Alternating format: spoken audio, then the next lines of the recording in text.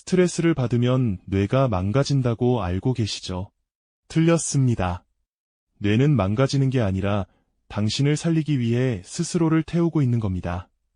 매일 아침 출근길에 느끼는 그 답답함, 밤에 잠들기 전 떠오르는 내일 걱정, 끊이지 않는 알림 소리. 우리 모두 이 감각을 알고 있습니다. 그런데 그 순간 당신의 뇌 안에서 실제로 무슨 일이 벌어지고 있는지 본 적 있나요? 오늘 이 이야기를 끝까지 듣고 나면 스트레스를 바라보는 눈이 완전히 달라질 겁니다. 단순히 스트레스가 나쁘다는 이야기가 아닙니다. 왜 나쁜지, 어디까지 나쁜지, 그리고 정말 나쁘기만 한 건지, 그 전체 그림을 보여드리겠습니다. 지금 이 순간에도 당신이 약간의 긴장을 느끼고 있다면 뇌 깊숙한 곳에서는 이미 비상벨이 울리고 있습니다. 뇌 한가운데 아몬드만 한 크기의 영역이 있습니다. 편도체라고 부릅니다. 이 녀석의 역할은 단 하나, 위험을 감지하는 겁니다. 상사의 날카로운 목소리, 갑자기 울리는 전화, 통장 잔고의 숫자. 편도체는 이 모든 것을 위협으로 분류합니다. 그리고 즉시 뇌 아래쪽에 있는 시상하부에 신호를 보냅니다.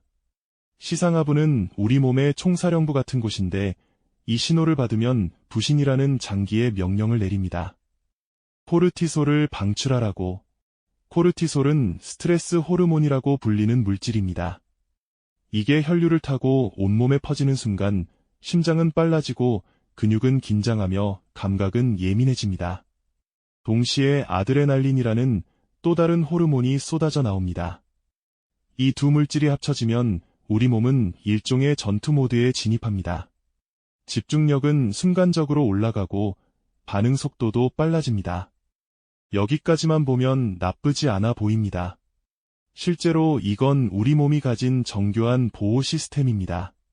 문제는 이 시스템이 꺼지지 않을 때 시작됩니다. 원래 이 반응은 짧게 켜졌다가 꺼져야 합니다.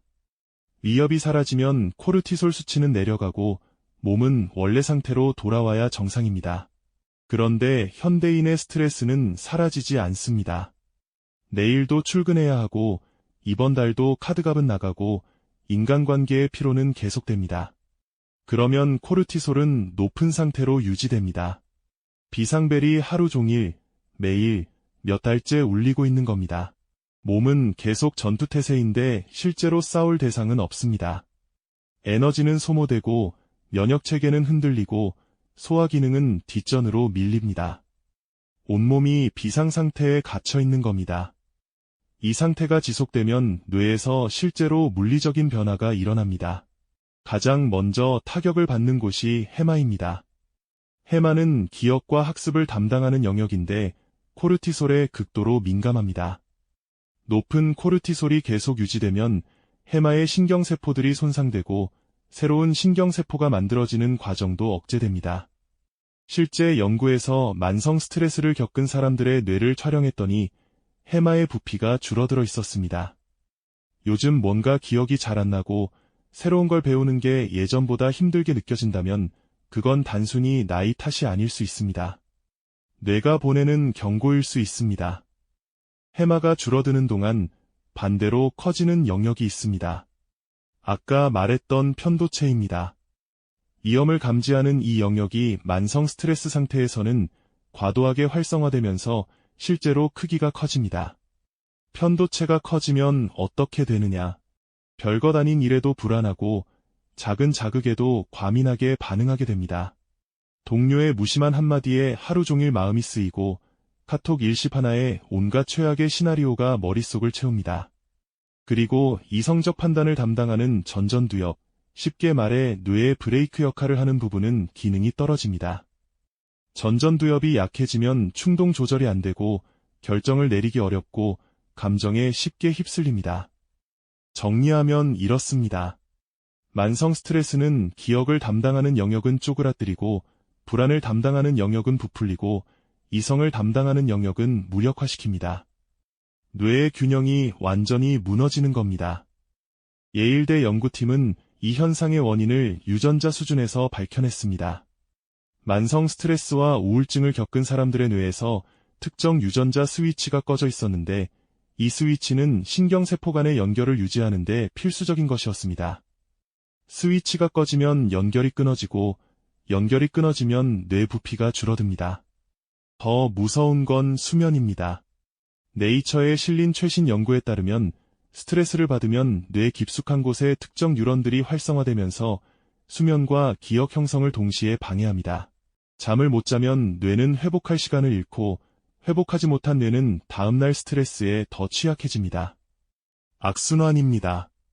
많은 사람들이 수면제를 찾거나 술에 의존하지만 문제의 근본은 뇌가 스스로 전투 모드를 해제하지 못하는 데 있습니다. 그리고 올해 4월에 발표된 연구가 하나 더 있습니다. 브라질 상파울루대 연구팀이 밝혀낸 건데 청소년기에 받은 스트레스는 성인이 되어서도 뇌신경망이 복구되지 않았습니다. 성인은 스트레스를 받아도 시간이 지나면 뇌가 스스로 균형을 되찾는 능력이 있었지만 청소년기에는 그 능력 자체가 형성되기 전이라 손상이 영구적으로 남았습니다. 주의력과 작업 기억에 필수적인 감마파라는 뇌파가 지속적으로 낮아졌고 이 패턴은 조현병 환자에게서 나타나는 것과 동일했습니다. 뇌의 브레이크가 아직 완성되지 않은 시기에 가해진 충격은 브레이크 자체를 망가뜨려 버린 겁니다. 여기까지 들으면 절망적으로 느껴질 수 있습니다. 스트레스는 피할 수 없고 뇌는 이미 손상되고 있으니까. 그런데 여기서 반전이 있습니다. 스탠퍼드 대학의 알리아 크럼 교수 연구팀이 흥미로운 실험을 했습니다. 한 금융회사 직원들을 두 그룹으로 나눠서 한 그룹에는 스트레스가 해롭다는 영상을 보여주고 다른 그룹에는 스트레스가 도움이 될 수 있다는 영상을 보여줬습니다. 일주일 뒤 측정한 결과 스트레스를 긍정적으로 인식한 그룹은 실제로 코르티솔 반응이 더 건강한 패턴을 보였습니다. 같은 스트레스를 받았는데 그걸 어떻게 바라보느냐에 따라 뇌의 반응 자체가 달라진 겁니다. 생각이 바뀌면 뇌의 화학 반응이 바뀝니다. 이건 위로가 아니라 측정된 사실입니다. 이건 단순한 긍정 사고가 아닙니다. 적당한 스트레스, 학술적으로 유스트레스라고 부르는 이 상태는 실제로 집중력을 높이고 창의성을 끌어올리며 성과를 향상시킨다는 연구가 축적되어 있습니다. 마감 전 느끼는 적당한 긴장감, 새로운 도전 앞에서의 떨림, 이런 것들이 오히려 뇌를 깨우고 잠재력을 끌어올립니다. 문제는 스트레스 자체가 아니라 스트레스가 꺼지지 않는 상태, 그리고 그것을 바라보는 우리의 시선이었던 겁니다. 그리고 손상된 뇌도 되돌릴 수 있습니다. 뇌에는 신경가소성이라는 능력이 있습니다. 쉽게 말하면 뇌가 스스로 회로를 다시 연결하고 새로운 신경세포를 만들어내는 힘입니다. 이걸 가장 강력하게 작동시키는 방법 중 하나가 운동입니다. 유산소 운동을 하면 근육에서 특정 단백질이 분비되고 이게 혈류를 타고 뇌로 들어가서 BDNF라는 물질을 만들어냅니다. BDNF는 쉽게 말해 뇌의 영양제입니다. 이 물질이 해마에서 새로운 신경세포의 생성을 촉진합니다. 스트레스로 줄어든 해마가 다시 자라날 수 있다는 뜻입니다. 명상도 마찬가지입니다.